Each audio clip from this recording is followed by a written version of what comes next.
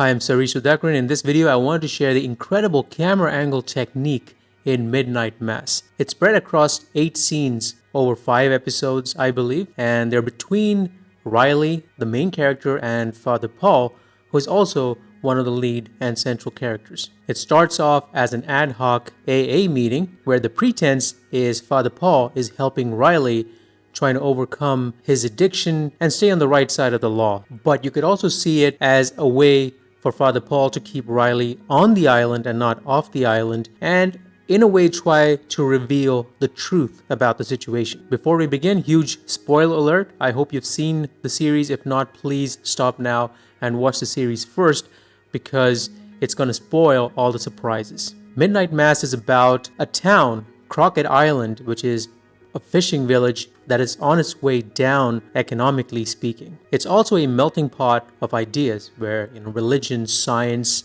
philosophy, the meaning of life, they all come together through the eyes of various characters from different interpretations, different ideas about it. And it's also a vampire story. If you want to know more about my thoughts on the film, please wait till the end. I'll share them with you if you're interested. But right now, let's get to the camera technique, which is the most interesting aspect of the series, according to me. So there are 8 scenes, and one of the things you'll notice is with every passing scene in the recreation center between Riley and Father Paul, one character is introduced. So the first and second scenes, which is basically one extended scene, there are just 2 of them.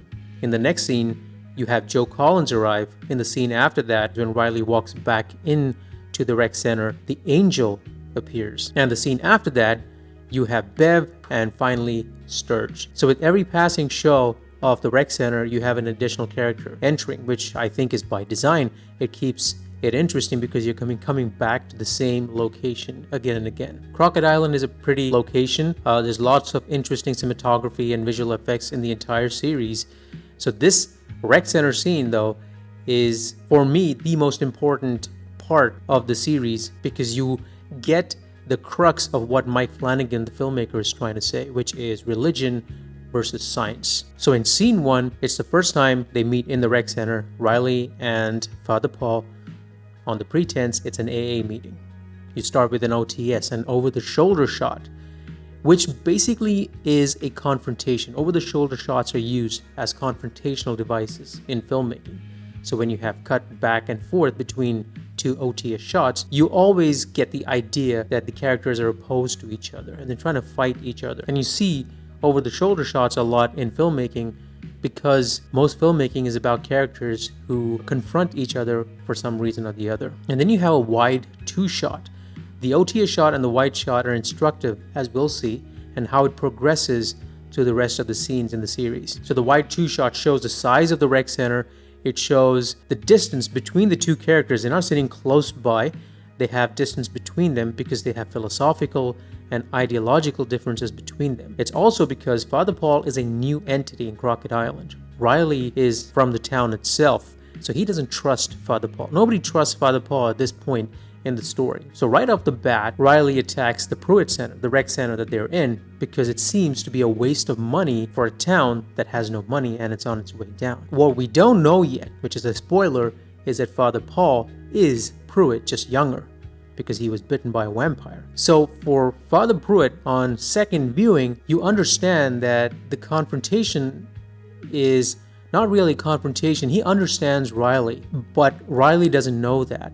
So their ideas don't merge at this point in time. And how Mike Flanagan shows us that is he keeps them separate in the shots. So either it's an over-the-shoulder shot where they're confronting each other, or when they're espousing their own ideas, they're in solo shots. Sometimes you have a side angle, and sometimes it's framed it in a very particular manner where they're in the bottom corner of the frame. It's like not only are they separate from each other in the frame, they're not in the same frame, so emotionally we try to disconnect them when they're in separate solo shots. But they're also disconnected from us, the audience. It's not a tight close-up solo. They're composed in such a way that we are observing them from afar, from the side, or maybe they're in the corner. So we're not meant to be part of their conversation or ideas. We're just supposed to observe them at this point and not get too close. So the director maintains an emotional distance between the audience and the characters, and of course the characters themselves. They're in their own silos, shown as different solo shots. When Father Paul starts talking about God, he loses Riley, because Riley is here for different reasons, and Father Paul wants to tell Riley some things, but he can't. So it's basically they just can't connect for some reason. Ultimately though, Father Paul gets Riley to talk because he's Father Prout. He knows how to push Riley's buttons and how to get him to talk. He's been doing it his whole life.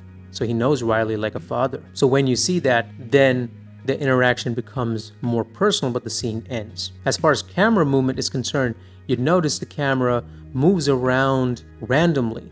Not by much, it's not shaky cam, but it highlights the tension between them. And it also gives the camera operators some space to move the camera, because these characters are leaning back sometimes, moving forward. So it gives them the opportunity to reframe if they go out of composition. So that's why I think it's got two benefits. The reason why you have the moving camera is practical reason, and it also highlights the tension. So that's scene 1, which also continues in scene 2, but with a difference. Here you have a closer 2-shot, but they're not at the ends of the frame like the first shot. So you look at the 2-shot, they're not on both sides, but they are closer together. So the director is trying to tell us subconsciously that they're getting closer. So as the scenes progress, they're going to get closer and closer.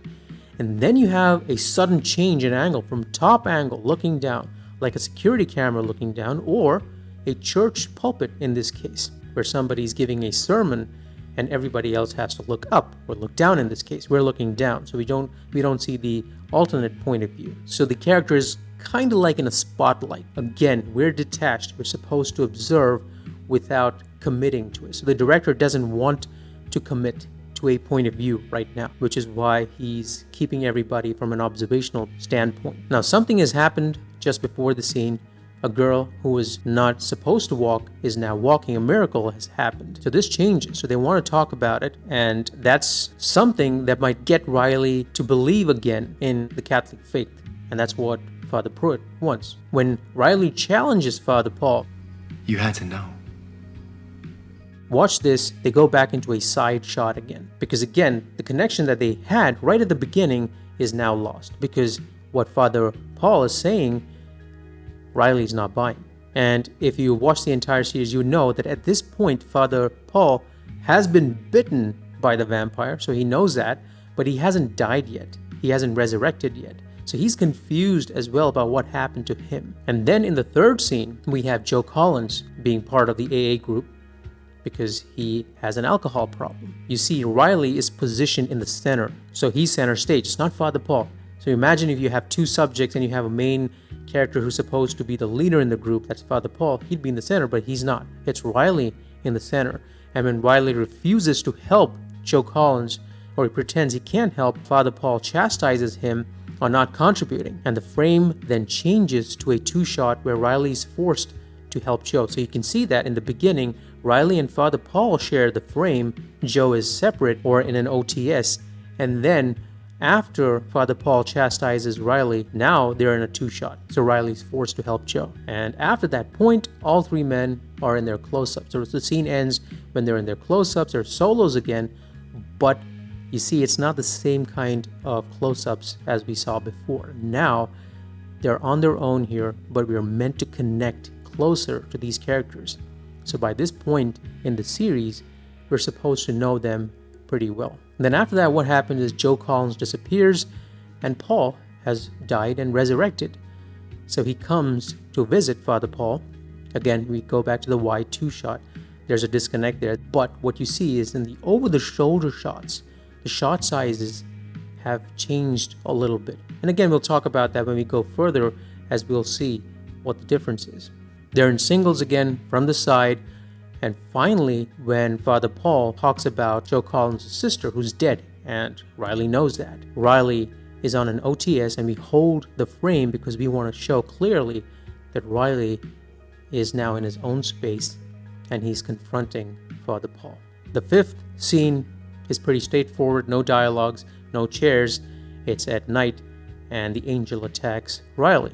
Sixth scene, Riley wakes up because now he's a vampire. It's daytime. It starts from an OTS wide shot, very different, and the camera moves in on a dolly. So far, the camera has been moving in slowly or has been roughly steady across all shots, but now you have slow dolly moves that are very obvious.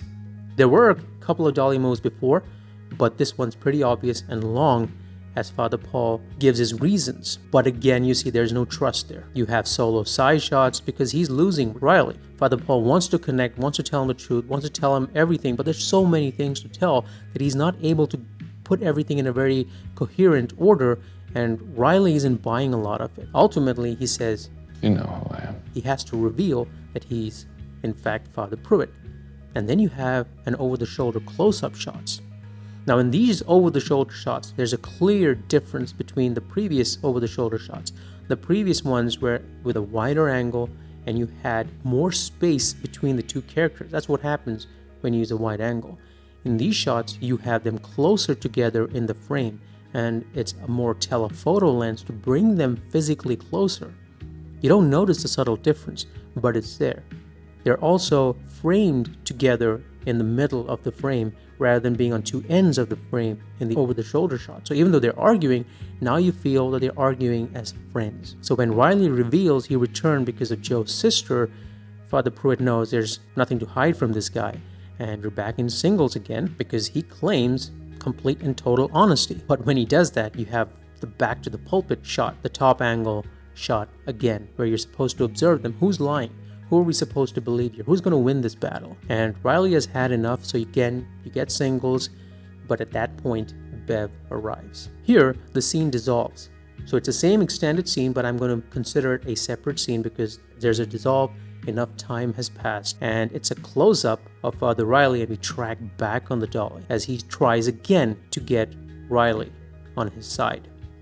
So it's an over-the-shoulder shot. They're closer again together in the center of the frame.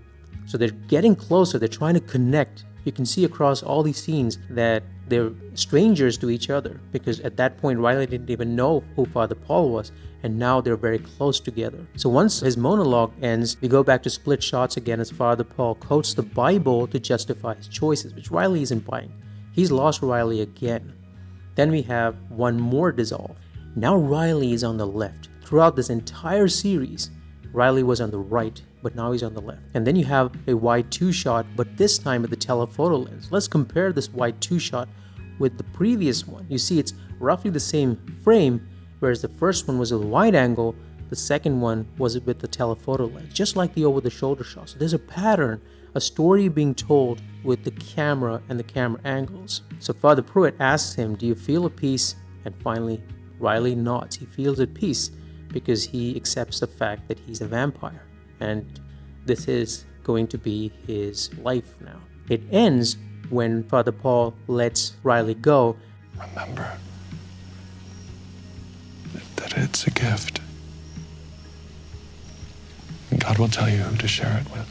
In a way, Father Paul is letting Riley go, and it's ambiguous why. It could be one of the reasons is because he wants Riley to fix it somehow. I'll leave that open for you to interpret. Now let's talk about editing a little bit. The scenes are long. They're like 8 minutes, 3 minutes, 3 minutes, and the last scene is pretty long. If you look at the editing pattern and the shot lengths, the average shot length for the first scene is about 6 seconds. That's pretty long in filmmaking terms. The second, it goes to 8 seconds. And towards the end, it goes to about 12 seconds, 10 seconds. That's very long in terms of filmmaking. The average shot length for most movies and series is about 3 seconds, 3 to 5 seconds. So when you have 10, 12 seconds, that's pretty long.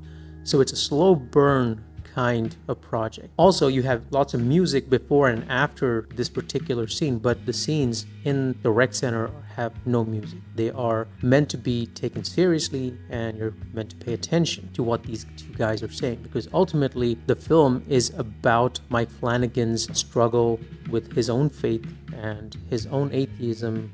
My thoughts on the film, it doesn't ring truth. It's great performances, first of all. All the actors have done an amazing job. And some of the writing is excellent. So some of the monologues are excellent. And that's what holds everything together. But the problem is, it's a tiny village. Unfortunately, all of them are articulate.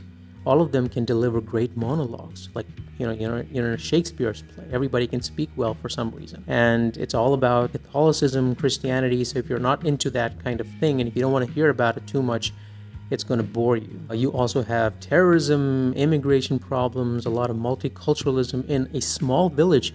I don't understand that. It's almost like this is a cosmopolitan city like Dubai or London or something. How is that possible? Why are there all of the world's problems in one small town where it's just dwindling? The population is dwindling, everybody just wants to leave.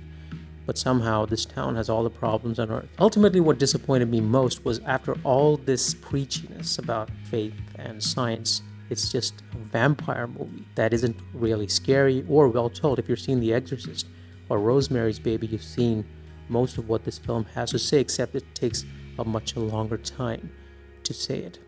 Now, I won't recommend it unless this cocktail of ideas is your thing, but I'll tell you something, I don't regret watching it, because for me, it has some fine filmmaking, like I just showed you in this video. And that's the draw. If you want to watch it for its filmmaking, please do. It's got some great cinematography, camera technique, acting, and so forth. If you like this video, please hit like, and don't forget to subscribe and hit the bell for more videos like this one. Bye now.